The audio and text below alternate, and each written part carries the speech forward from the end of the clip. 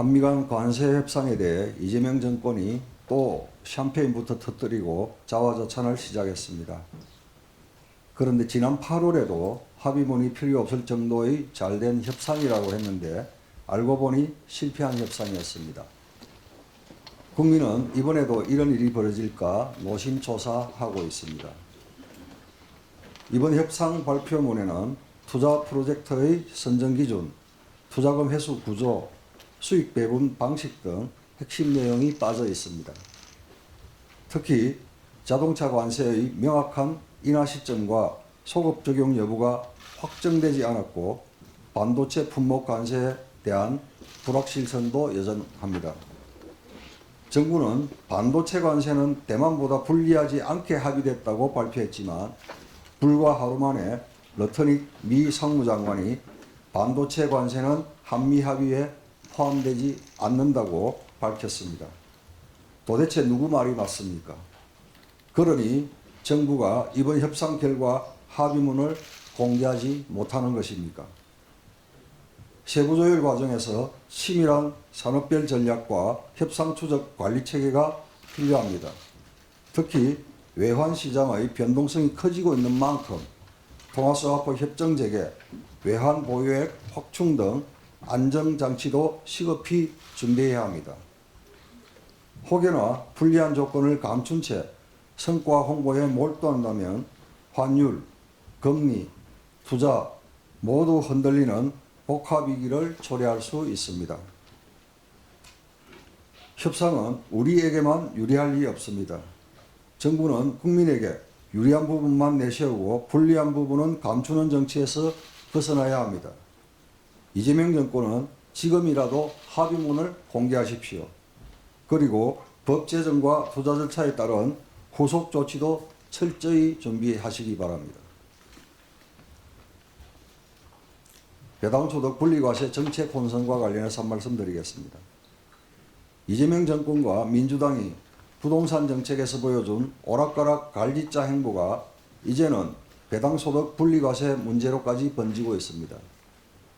더불어민주당이 주택 공급 확대를 위해 제초한 폐지를 검토한다더니 며칠 뒤엔 검토한 적 없다고 말을 바꾸었습니다. 전현희 최고위원은 그린벨트 해제를 검토한다더니 그 직후 박수영 대변인은 사실이 아니다라고 말합니다. 도대체 누구 말이 맞습니까? 그런데 이번에는 배당소득 분리과세에서도 똑같은 혼선이 빚어지고 있습니다. 이재명 대통령은 취임 100일 기자회견에서 정부가 제시한 배당소득 분리과세 최고세율 인하 가능성을 시사했습니다. 그런데 정작 민주당 내부에서는 세율을 인하하면 안 된다는 말이 나옵니다. 또 배당 성향 기준은 40% 이상으로 높여야 한다. 아니다. 35%로 낮추자 등 의견이 분분합니다. 심지어 정부가 제시한 배당 성향 25% 이상 및 직전 3년 평균 대비 배당 증가율 5%라는 분리과세 요건을 민주당 일각에서 또 반대하고 있습니다. 이쯤 되면 도대체 무슨 기준으로 정책을 추진하겠다는 건지 국민은 알 길이 없습니다. 이렇게 하루가 멀다 하고 정부와 여당인 민주당의 말들이 오락가락하니 국민들은 이재명 정권의 정책을 믿지 못하는 것입니다. 이재명 정권 스스로 신뢰를 무너뜨린 아마추어 정권, 무능 정권의 모습입니다. 이재명 정권과 민주당에 촉구합니다. 코스피 5천을 말로만 외칠 게 아니라 실질적으로 주주가 혜택을 체감할 수 있는 제도를 만드십시오. 배당소득 분리과세는 주주 입장, 투자자 관점에서 설계되어야 합니다.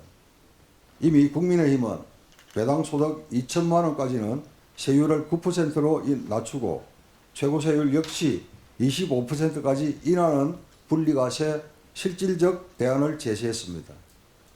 이재명 정권은 더 이상 혼선과 변명으로 시간을 낭비하지 말고 국민의힘의 실질적 대안을 수용하십시오. 가을장마 피해 대책과 관련해 한 말씀 드리겠습니다. 올해는 여름 폭염에 이어 9월 폭우, 10월 가을장마까지 겹쳤습니다. 이상기후로 벼는 싹이 나거나 쓰러지고 배추는 병충해와 부패가 번졌습니다. 논콩, 사과, 마늘 등 각종 농작물도 썩거나 곰팡이가 생겨 농민들은 수확의 계절이 아니라 실현의 계절을 겪고 있습니다. 그러나 정부의 대응은 여전히 현장과 괴리가 있습니다. 농민들은 생존의 위기에 놓여 있는데 이재명 정권은 피해 규모가 미미하다, 현재 조사 중이다 라는 무책임한 말만 되풀이하고 있습니다. 정부는 형식적 조사에 그치지 말고 실질적 피해 구제에 나서야 합니다. 이제는 현장 목소리에 기반한 구체적 대응이 필요합니다.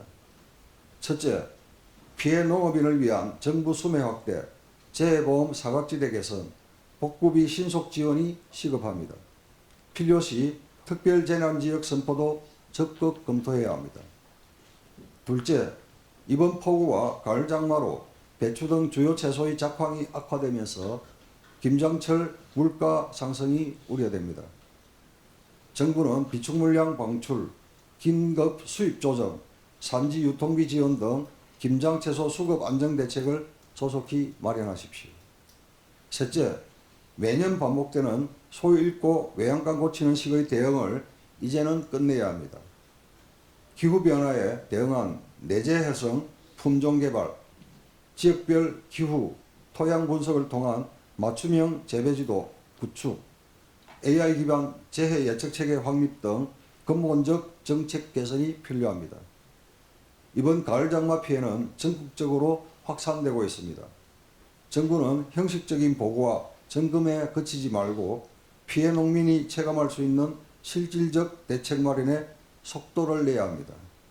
기후위기에 맞서는 탄탄한 농업 정책이야말로 우리 농업 경쟁력을 지키는 일임을 명심하시기 바랍니다.